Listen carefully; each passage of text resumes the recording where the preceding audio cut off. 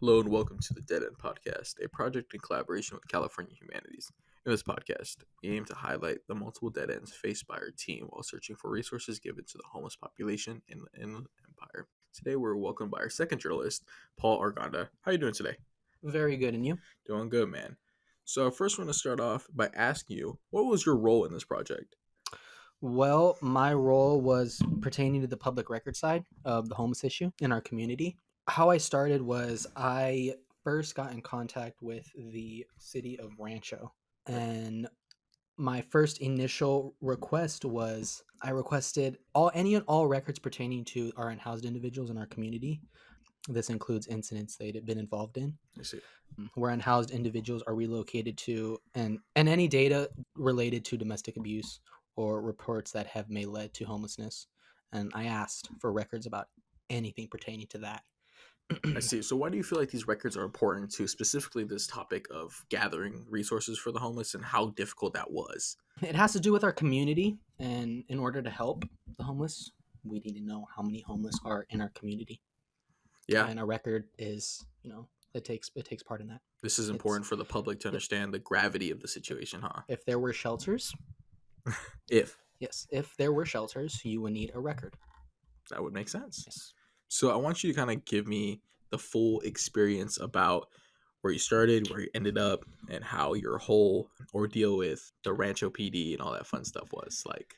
Well, I first reached out to the city, and then I was redirected to our police department in the city of Rancho. Okay. And And what was the reasoning for that? they thought that they couldn't give the adequate evidence or they couldn't give the adequate records. They couldn't offer that because they didn't feel that they were the right department. So they redirected me because they thought the city would be more reliable. So to clarify, you first reached out to Rancho PD and then they redirected you to the city. I reached out to the city first, Mhm. and they redirected me to the police department Okay. of And Rancho. what was their reasoning for redirecting you? They thought that they couldn't give me the adequate information, public records. They thought that what I was asking, anything involving homelessness, they thought that they couldn't give me that exact answer. They thought that they couldn't support me. The other department would be more Mhm. useful to you. Mhm. Okay. So once they redirected you to that department, what happened then? That was March 11th. Okay. Upon getting this response, So this is like almost 2 weeks later. yes, after they were redirecting me, Yeah. upon getting this response, I was redirected to San Bernardino, their county sheriff's department. So you're redirected again. Yes. Wow. Okay. And then the only way to get these records from San Bernardino's side was an external next request system. So can you explain to me what that kind of is? It is a big portal where there are a bunch of public records, and it's all public. You can see you have a number, and you can see everyone in the community who is asking for a certain record. So every person gets a number, like a request number, right? Yeah. And everyone can see everybody's request for anything. Mm-hmm. Wow. So when you put in your information, right, did you check out anybody else's records and how long they were up there for? Or just kind of you figured that, these are just recent requests? They were up there for quite a while. They had court dates, and they needed records by a certain time. And These are timely requests. Yeah, these are timely requests, and they were up there for quite a while. How long is quite a while, if you have any examples? Months. Months. I would say months. That is crazy. Mm-hmm. So once you put your request in this portal, what happened after that? The first time that I put it in, March 21st, they reached back out to me. So that's 11 days later? 11 days later, yeah. When their public records office replied, I was told due to my request, their response would take 10 days. It's on the 21st. It was the 21st. Okay. When I reached out for an update. Which day was this? Well, this was around the same day. Okay. This was around the same day. For sure. When I reached out for an update, I was quickly responded to with an extension of those 14 days because they brought a government code section into factor. So when you reached out for an update, what was the date for that? It was the 21st. Okay. And then they asked for a 10-day extension? They asked for, 10 days. And once those 10 days were up, they asked for a 14-day extension. That makes sense. So after those 14 days, what happened after that? What day are we on now? After these multiple extensions? After the 14th day, they got back to me. April 4th, they got back to me and they said, our department is in the process of searching for your records that may be responsive to your request. We will contact you again or on or before April 18th. It is currently the 25th. Did they ever get back to you? Well, they responded on the 18th Okay. and they said, we need an additional day, the 19th. We will contact you. Same thing, that we will contact you on or before or after. So they're They just didn't contact me. That was the last time that they contacted me. so it's nearly a week later from the 19th as we record this, Yes. and you've received anything? No, I have not. Nothing at all. Nope. No follow up. Nothing. So your first day doing this entire thing was February 29th. And now it is 3 months? it is April 25th and we've received Nothing. nothing. There is no responses. It's just robotic kind of flyaway emails. Yeah. But they don't respond anymore. So It's been a week, did they just give about. up? So Did they let they it go? Did they forget about it? I mean, it seems like you're just a number in their system and that's probably how they view Yeah. you. Yep. So would you say that this length of response and how long they've kind of done this turnaround on you, is this because of what you were asking for or more so of just their whole system as a whole just being bad? I think their whole system as a whole is being bad. That's I think they have too much going on. yeah, and I think if you don't see the need to care, I don't believe you will care. that's fair. I mean, and also, how easy do you think it really is to gain these records if you're in like their shoes, right? Do you think that you have to open up a file cabinet, look through like a quick hard drive, I'm sure that they're on file. I don't know the exact like specifics, of course? specifics of it. Yeah, But do you think it's like a 5 minute process probably to get these things, or maybe an hour? Just something that wouldn't take three it months. wouldn't take 3 months. Of Yeah. course not. But yeah, no, So I don't believe it need to take 3 months. would you say that San Bernardino County does not really care for those in need, considering the length that it took to gather anything, but I don't believe they nothing? do.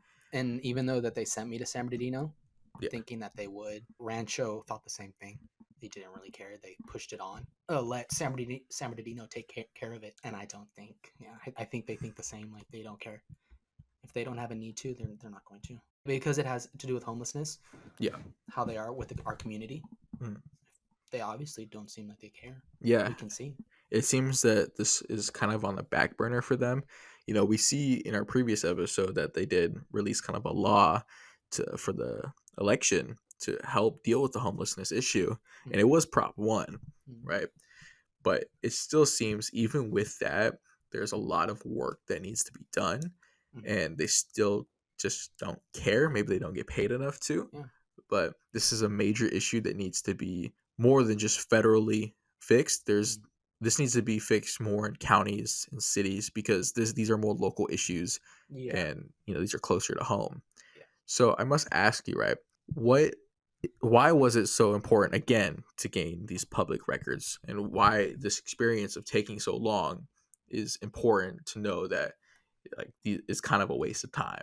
I could touch on the personal aspect of it. Not saying myself, but say a loved one, someone that is related to a homeless person or whoever, they're trying to get those records for. Yeah. Family member. Trying to find somebody they know. Somebody they know, yeah. Yeah. Or, like a court date. Like, where is this Something person on now? file. Yeah. Something on file of what they've done. Someone's missing. And they can't get these. They can't get these records. They have to go through a process, which is something that's public. You shouldn't get a process from it. You shouldn't get a long process. Yeah. I mean, in my personal experience, Ed and I actually try to contact something very close to us, which is the Chaffee College PD.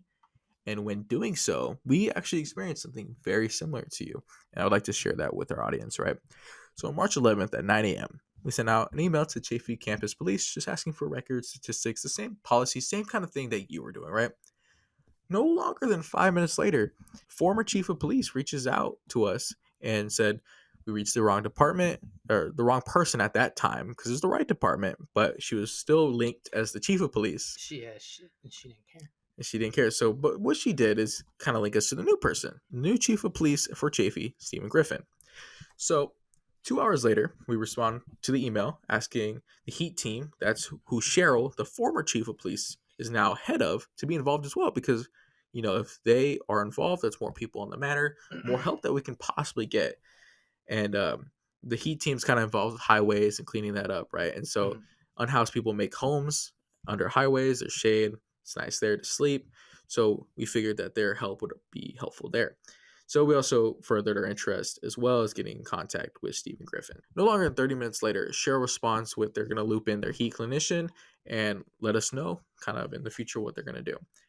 Then Stephen Griffin, just 2 hours later, once again. So we're getting responses very quickly at this point, because we haven't really specifically pushed the topic. Yeah. We asked in the beginning, but now they're just kind of like, okay, we'll help you, right?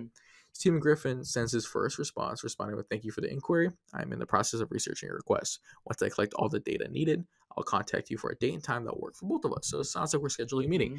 To us, that sounds great. So a day later, we respond to Stephen with a simple thank you and excitement for his help and the information he's about to give us. 9 days of silence. We follow up. We ask for the information requested. 7 days later after that. So now we're on March 28th, when initially we reached out on March 11th. March 28th, he asked for another week to continue gathering the information requested. Now, a minute later, we respond, "Thank you. We are looking forward to getting in contact." It is now April 25th, and we've reached nothing from him. Absolutely nothing. So it sounds like, obviously he doesn't care. yeah, He doesn't want to make the time for it. It's been a month. Yeah. And He's moved on. Yeah. And it sounds like even though this is a very local thing for us, it is still majorly difficult and time consuming to gain anything. It doesn't matter the scale of it. So this sounds like something that's almost more of a people thing, the lack of care. Well, if you have nothing, if it doesn't affect you, I don't think you will care.